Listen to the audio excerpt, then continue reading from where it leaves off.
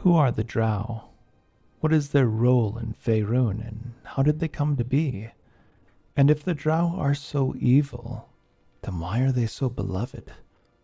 Let's find out.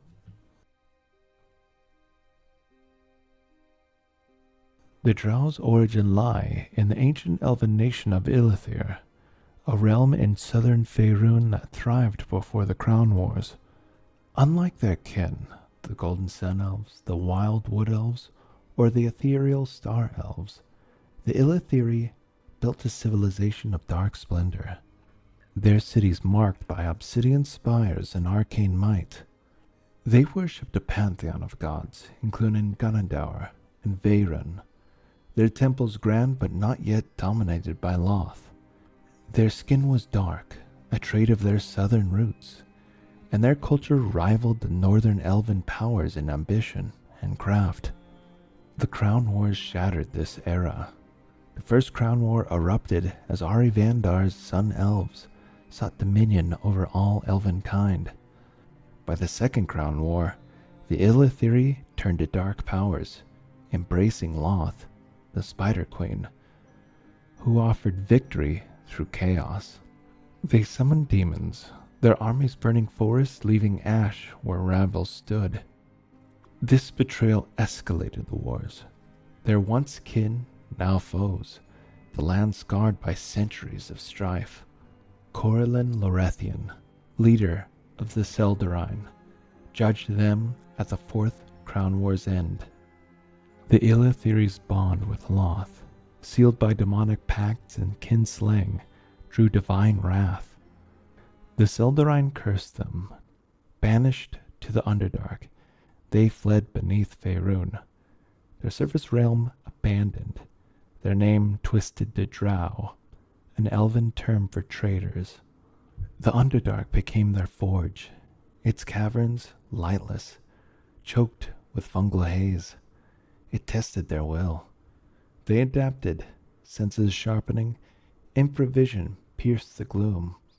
Ears caught dripping stone, hands traced cavern walls. They tamed Rothe for meat and wool, harvested glow caps for food, and carved shelters from stalagmites. Their innate magic of darkness, fairy fire, and levitate bloomed in childhood, a gift of their curse. Cities like Menzo bronze and rose, their spires a defiance of exile. In the real world, Gary Gygax created the Drow in 1977's Monster Manual. Inspired by Dark Fae myths, Ed Greenwood rooted them in the Forgotten Realms. Their fall, a cornerstone in its lore. The Ilithiri's pride fueled their war. Loth's embrace was their doom, and the exile was their rebirth. Their descent birthed a race apart, elegant yet cruel, their beauty marred by malice. They scorn the surface. The Crown Wars a wound they bear as strength. Loth, the Spider Queen, reigns as the Drow's paramount deity, her chaotic evil shaping their faith since their exile.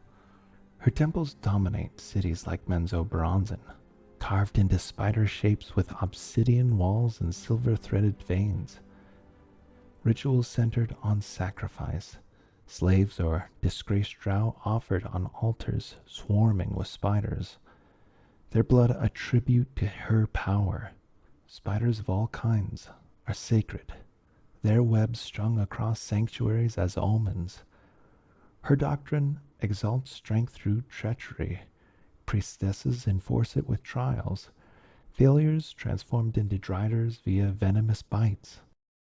Yaklals, her demonic handmaidens, slimy and spider-like, appear in summonings, their presence a mark of favor. Eilistrai, the Dark Maiden, offers a rare alternative, a good aligned daughter of Corellin Lorethian. Her worshippers, a minority, seek redemption from Loth's grip, gathering in surface-adjacent grottos like those near Skullport. They dance nude under the moonlight, wielding swords in rituals of beauty and song.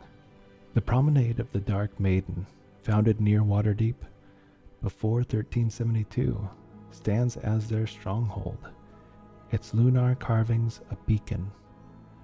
Lot's faithful despise them, hunting them as heretics, their mercy a threat to the Spider Queen's order.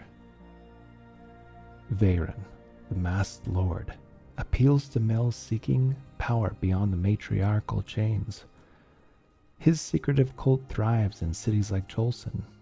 With a Jezred Cholson plot in shadows, worshippers honor him with theft and guile, their altars hidden in dark alcoves. Ganondorf, the Elder Eye, draws those enthralled by primal chaos, his oozing temples prominent in Lurth Dryar. His followers offer flesh to slime pools, their devotion a grotesque surrender. Kiaren Sali, the Lady of the Dead, commands necromancers in Ust-Nathar, her crypts filled with undead thralls. Her cult, small but vengeful, marks altars with skulls. Loth's dominance overshadows all of them. Her priestesses purge dissent with brutal rites. Heretics flayed or burned, their bodies displayed as warnings. Faerun's followers retaliate in stealth, Ganondorf's with corrosive assaults, and Kiaren Sali with risen dead. But their gains are fleeting. Training occurs for the faithful of Loth in places like Arachnilith, where novices endure venom baths, their survival proving worth. To the Drow, faith is weapon. Their gods define them. Chaos, redemption, subversion, madness, and death entwined in their dark soul. Menzoberranzan, the city of spiders, sprawls across a cavern 2 miles wide and 1,000 feet high. Its stalactites, aglow with fairy fire, home to 20,000 drow and thrice that in slaves. Its black stone streets wind past spider-shaped spires. Narbondel, a central pillar, burns red daily, lit by the Archmage's spell as a timekeeper. The bazaar thrives with trade, slaves, fungal vines, and moss poison sold under glowing lanterns. Districts define it. The stench streets reek with outcasts. The Brerin houses driders, and Quel'Uzuril gleams with noble estates guarded by jade spiders. Tyr-Bresh trains elites, Melee Magthir for warriors, Sorcerer for wizards, and Arachnilith for priestesses. Ched-Nasad, the city of shimmering webs, once spanned a chasm with calcified web bridges, housing 30,000 before its fall. A hub for gems and slaves, its markets glittered until 1372 DR, when Dwergar Stonefire bombs destroyed it during Loth's silence. Cholson, beneath Raven Mountains, shelters 2,000, a lair for Faerun's Jezred Cholson assassins. Its dark pools conceal their movements, its secrecy a shield. Ust-Nathar hides behind illusions, deceiving service folk into trade before striking. Its markets lure with false promises, its gates snapping shut on the unwary. Arindalin, under the high moor, splits between Loth and Ganondorf worship, its streets tense with rivalry. Spider motifs clash with slime pits.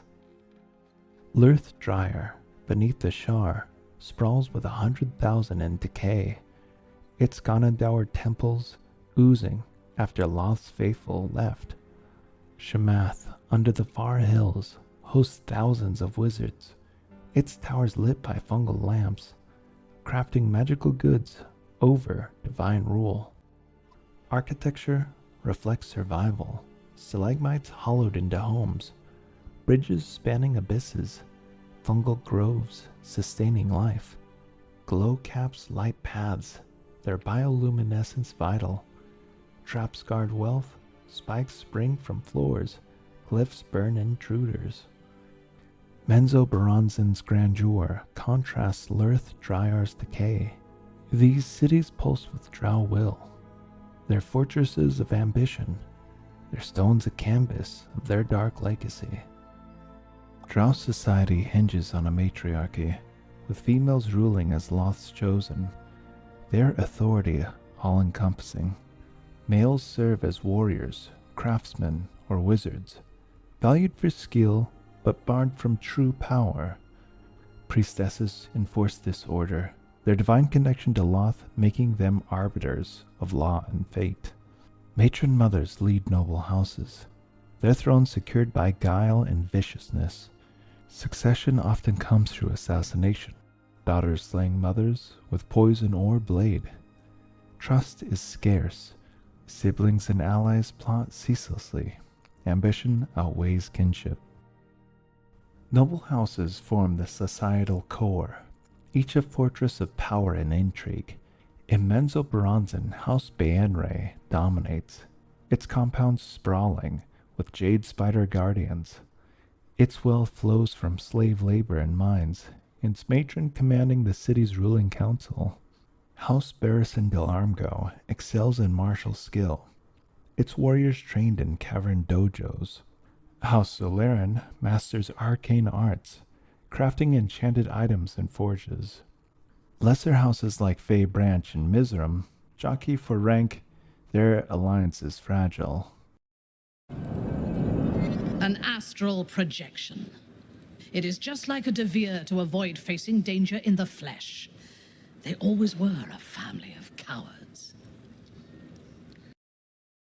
The military upholds this hierarchy, a force of stealth and precision. Patrols wear black chainmail, wielding hand crossbows with moss-tipped bolts, sleep or paralysis in each shot. Swordsman favors slender, enchanted blades striking from ambush. Each house maintains its own troops, loyalty bought with fear or gold.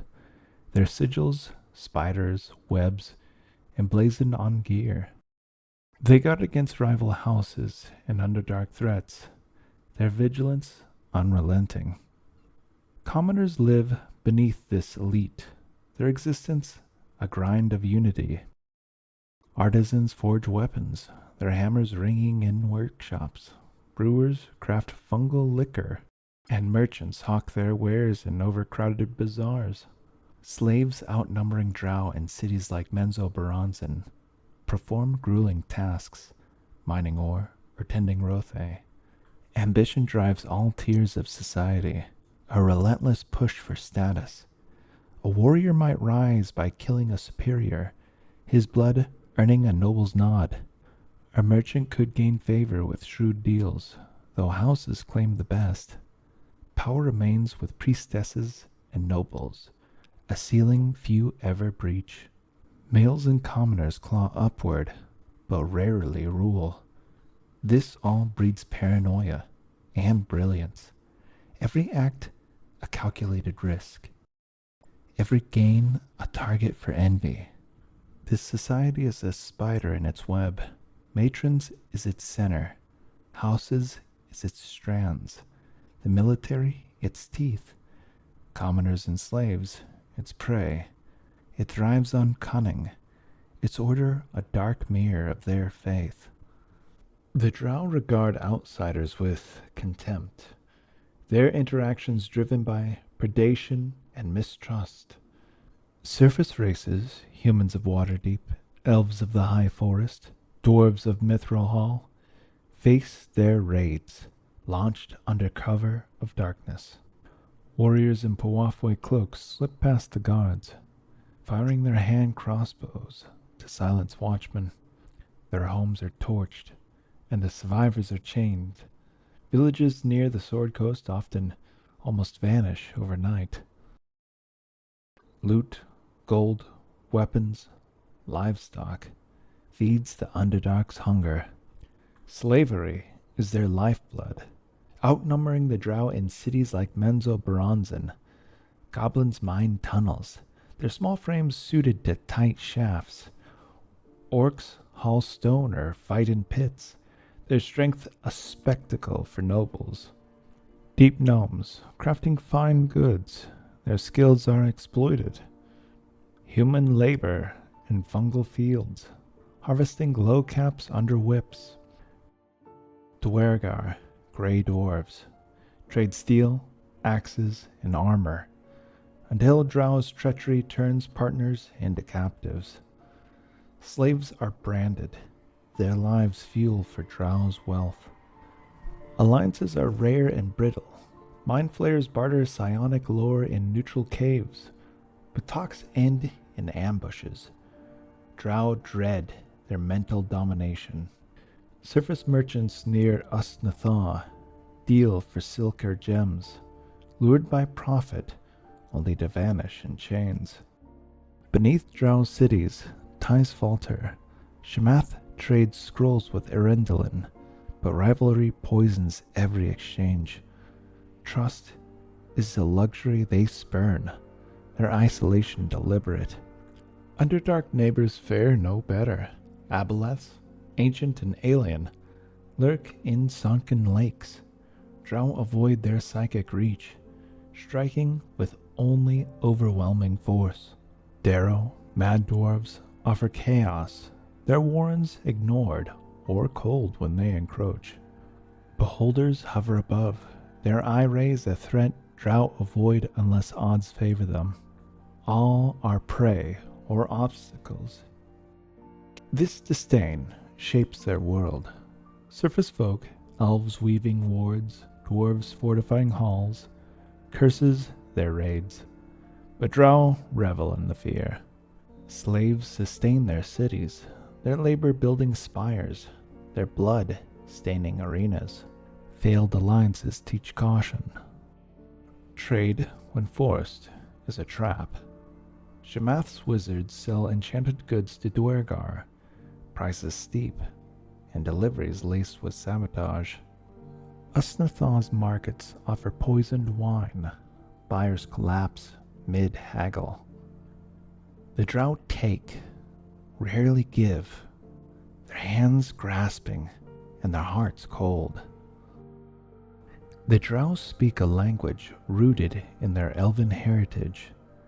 Deep Drow, or Drowic, their primary tongue, hisses with sibilant tones. Susun means light, a concept they shun. Zunin orders destruction, a common decree. Jaluk labels males often with scorn. Do not think that means we are equals, Jaluk. Its grammar flexes fluidly, verbs shifting to stress intent. Zun, to do, becomes zundus, did. Adaptable for battle cries or bizarre haggling. Warriors shout it in ambushes. Its sharp rhythm piercing cavern silence, while merchants barter slaves with its clipped cadence. High Drow, a refined dialect, serves nobles and rituals, its elegance a mark of status. Matrons chant it in lost temples, their voices resonant. It's a language of power, wielded to assert dominance.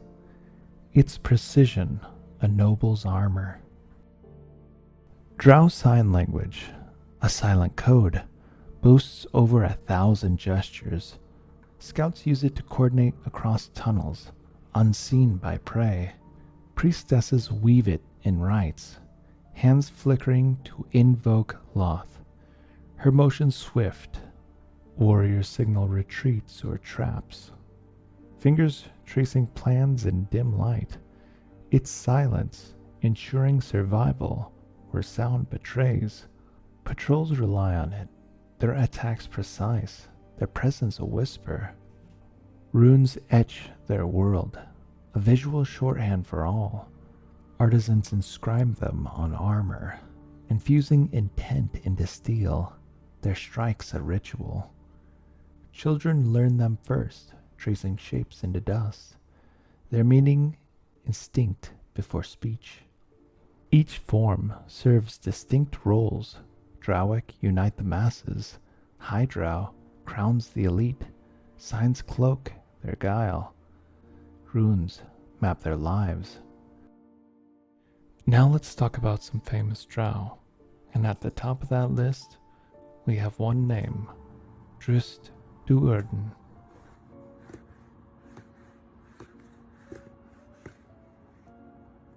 Born in 1297 DR to House Do'Urden in Menzoberranzan, he defied his kin. Trained in melee magthyr, he excelled in twin scimitars, twinkle, a glowing blade, and icing death. Repulsed by Loth's cruelty, he fled in 1328 DR, abandoning his noble rank for the surface. In Icewind Dale, he allied with Brunor Battlehammer, a dwarf, and Catti Bree, a human. His panther, summoned from an onyx figurine, hunts beside him. His exile, a symbol of rebellion. Jarlaxle Baenre, a rogue of House Baenre. He leads Bregendarth, a mercenary band, marked by a wide-brimmed hat and rapier. He bows to no matron, trading secrets and steel across the Underdark. His charm disarms, his plots unravel foes. A master of guile, he navigates noble feuds, his band aiding outcasts for profit, his loyalty a fluid dance. He thrives in chaos, a shadow unbound by Loth's web. Gromf Baenre, Archmage of Menzoberranzan, was born in 660 DR, serving over 700 years. He lights Narbondale daily, its glow the city's pulse. His Sorcerer Tower brims with wards, glyphs that burn, shadows that snare. His intellect a trove of arcane lore, cold and calculating. His power a rare male bastion. Shriel Baenre, matron of House Baenre since 1357 DR. She rules with a petite yet fierce presence. Her whip of fangs, 5 snakeheads, strikes dissenters, her voice a death knell. During the silence of Loth, she crushed rivals, her faith unwavering, her purge ruthless. Corpses dangled from spires, her reign fortifying Baenre's dominance.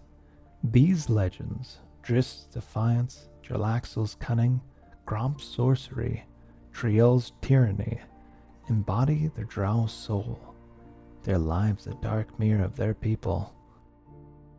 The Drow linger as shadows cast by a broken past, their essence a riddle carved in the Underdark silence. Born of Ilithir's betrayal, they embraced Loth's chaos, her web a shroud that binds and defines them. Yet within this darkness flickers Elestri's faint call. Do they scorn it from strength, or fear what it might unravel? Their cities rise defiant, spires piercing gloom, a testament to will over fate. What forged them? Exile's curse or their own unyielding hands?